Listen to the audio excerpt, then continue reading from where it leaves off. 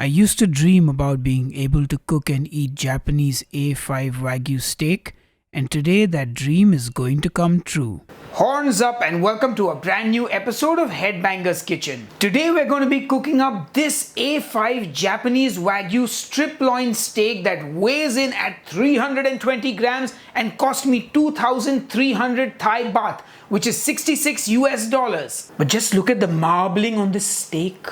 Wow. Now I've been wanting to get a taste of Japanese Wagyu for a long time, and I finally got to try some A4 and A3 Wagyu in Bangkok on a recent trip. Click here on the I button and check out those videos. They are on my second channel, Headbanger Eats. But today we're cooking up the A5. So enough jibber jabber, let's get cooking. I start by getting the steak out of the plastic wrapping and patting it dry with some paper towels. Got to get rid of any excess moisture and liquid so we have a nice dry steak and we can get a super crust when we sear it. For the seasoning, I'm just going to keep it simple and use salt. I want to taste the flavor of the beef. I don't want to taste any garlic powder or pepper, just pure beef and salt. Once it's seasoned, it's time to cook the steak. I get my cast iron stove, and once it's ripping hot, I lay the steak down.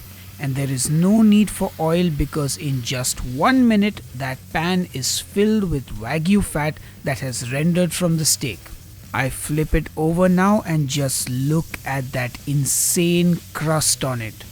This steak literally takes 2 minutes on each side to cook, but I check with the meat thermometer anyway because I can't afford to f up this Wagyu steak. Once it's done, I remove it from the pan and just look at how much Wagyu fat has rendered out into the pan. I will use this later to cook other things. I place the steak on a wire rack and rest it for about 4 to 5 minutes. I mean, just look at the crust on that steak. It's just epic. I can't get over it. Once that steak is well rested, it's the moment of truth and I cut into it. The thing with Wagyu steak is you don't want to cook it rare or even medium rare. You want it medium or even medium well perhaps. But mine has been cooked perfectly. Just look at that cross section. This is one insane looking steak. I can't wait to taste it, but first I gotta put it on the fancy black slate for the photographs and the B-roll. Anyway, enough jibber jabber, enjoy this and then we'll taste. Alright folks, it's time to taste our A5 Wagyu, and I had to have Dipti, who's responsible for all our holidays. So the reason I was even in Bangkok is thanks to her, and the reason we have this steak is also because of her. So how? You are the one who took me to Bangkok. That's true. I've been trying to feed you Wagyu for many years now. Yes, so here we are with Wagyu and let's dig in. Oh my hell, I have no words.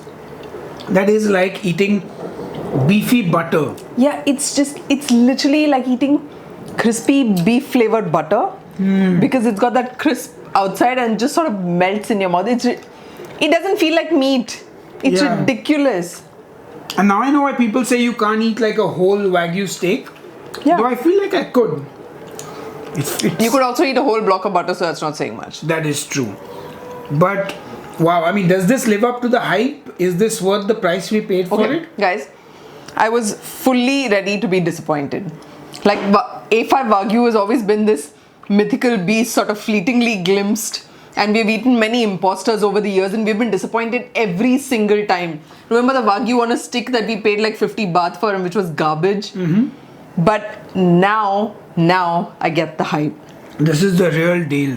This is everything they tell you it is and more. It's just, I think everyone needs to experience this at least once in their life. Yeah, if you can ever get your hands on some A5 Wagyu and just experience this, you must. But you know what, now that I've eaten 3 pieces, I'm starting to feel like, yeah, I'm done now. I don't think I want to eat anymore. Good for you because I'm finishing all of this. Excellent. So let us know if you've ever tried A5 Wagyu or any Wagyu for that matter. And I think we're going to go and enjoy this now. And I'll see you on the next episode of Headbanger's Kitchen. Every bite.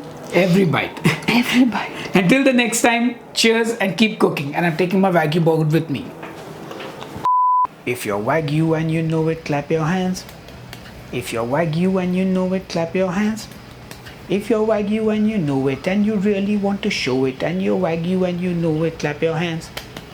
A big thank you to all my supporters on Patreon and here on the YouTube channel memberships for making this possible. I would not be able to cook and eat this without your support. And if you'd like to support what I do, the links are in the video description box just below this video. Thank you once again, and I will see you soon.